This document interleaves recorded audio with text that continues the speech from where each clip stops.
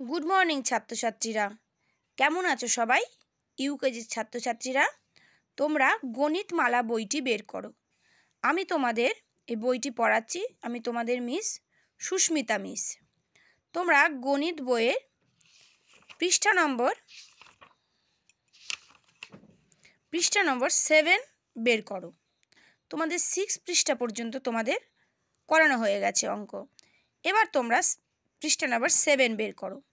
7 পৃষ্ঠায় তোমাদের কিছু অনুশীলনী এক কথায় উত্তর দাও। তোমরা এখানে দেওয়া আছে মুখে মুখে উত্তর দাও, ঠিক আছে? মুখে মুখে তোমরা পড়বে, পড়ে তোমরা এগুলো আবার বাড়িতে খাতায় লিখবে। অবশ্যই তোমরা খাতায় লিখবে বানান করে পড়ে। আমি তোমাদের প্রশ্নগুলো পড়িয়ে দিচ্ছি। তোমরা দেখো লেখা আছে কি, বাঘ ও বিড়ালের মধ্যে কে বড়? তোমরা নিশ্চয়ই জানো, বাঘও চেনো, বিড়ালকেও চেনো। কে বড় বেশি বলো তো? বাঘ নিশ্চয়ই বড়। তাহলে তোমরা লিখবে বাঘ ও বিড়ালের মধ্যে কে বড়? বাঘ। আচ্ছা, 2 নম্বর প্রশ্ন দেখো, তাল গাছ ও পেঁপে গাছের মধ্যে কোনটি লম্বা? তোমরা দুটো গাছই দেখেছো, তাল গাছ এবং পেঁপে গাছ। তার মধ্যে বড় হয়েছে তাল গাছ। আচ্ছা, তুমি ও তোমার বোনের মধ্যে কে ছোট? তাহলে তুমি এবং তোমার বোনের কথা বলেছে, তাহলে কে ছোট? আমার বোন, মানে তোমার বোন। এবার 4 নম্বর প্রশ্ন দেখো, গরু বড় না বাছুর বড়? তোমরা নিশ্চয়ই দেখেছো গরু এবং বাছুর। তাহলে তার মধ্যে কোনটা বড়? গরু হচ্ছে মাকে বলা হয় গরু, আর মায়ের বাছুরটাকে বলা হয় বাছুর, মানে বাচ্চাটাকে বলা হয় বাছুর। আচ্ছা, নম্বর 5 দেখো, তোমার একটি হাতে কটি আঙ্গুল? তোমার একটি হাতে কটি আঙ্গুল? প্রথমে তোমরা হাতটা নেবে, এভাবে হাতটা নিয়ে দেখবে কটি আঙ্গুল, তোমরা গুনবে এক করে। তাহলে দেখো 1 2 3 4 এবং 5। তাহলে কটি আঙ্গুল হলো? তোমাদের 5টি আঙ্গুল, তাই তো? আচ্ছা, এবার দেখো 6 নম্বর, সাপ ও কেন্দ্রের মধ্যে লম্বা কোনটি? তাহলে সাপ নিশ্চয়ই লম্বা হবে, কেন্দ্র তো ছোট একটা প্রাণী, তাই তো? আচ্ছা, তরমুজ এবং লেবুর মধ্যে কোনটি বড়? এখানে দুটোই ফল, তাই তো? তোমরা দুটো ফলই চেনো, তরমুজটা বড়। আচ্ছা, তরমুজ লিখলে।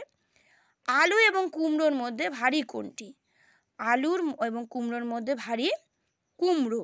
আলুটা ছোট একটা আলু এবং কুমড়ো সাধারণত বড় হয়। আচ্ছা, কলা পাতা ও জবা পাতা কোনটি বড়? তোমরা দেখেছো কলা পাতা জবা পাতা মধ্যে কোনটি বড় বলো তো?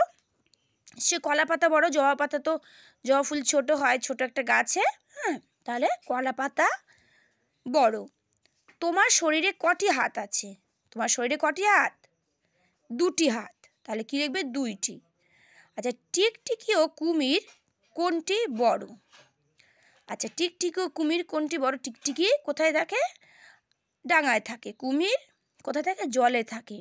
তাহলে কুমিরটি তোমরা দেখেছো? তোমরা কুমির কোথায় দেখেছো? চিড়িয়াখানায়। আচ্ছা, তাহলে কুমির বড়, টিকটিকি ছোট।